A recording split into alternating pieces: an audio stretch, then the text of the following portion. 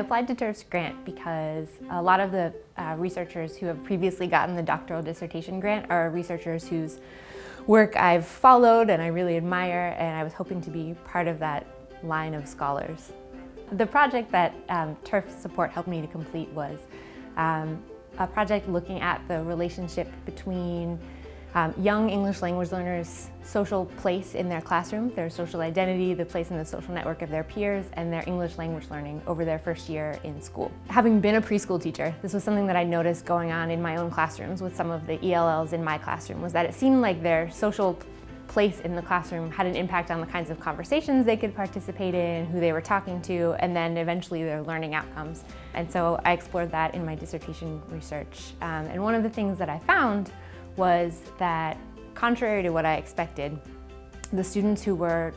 most densely embedded in the network of English speakers in the class were not necessarily the ones who made the most progress in terms of things we traditionally think of as language learning progress, like vocabulary acquisition, sentence complexity, and that some of the students who made the most progress in the class were doing so through ways that we don't traditionally think of as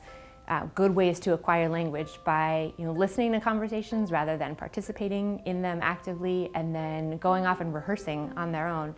And because they were less central to this social network, they had the space and the time to go and do that rehearsal and practicing in ways that some of the more popular and in-demand students were not able to do.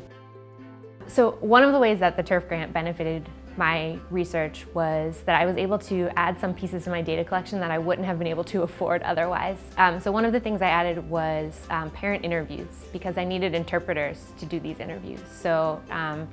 interviews with the Nepali-speaking parents, with the Turkish-speaking parent, a Nepali-speaking grandmother, in order to get the parents' perspective on their kids' education, how they thought their children were doing in school, what they thought was going to help them learn English. And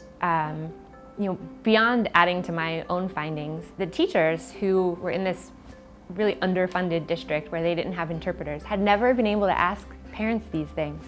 And so suddenly this research stopped being about what was going to go in my dissertation, and I was able to give the teachers a ton of information about the parents that they hadn't known. To know that a panel of anonymous reviewers had seen that my work was something that should be funded and that should be publicized was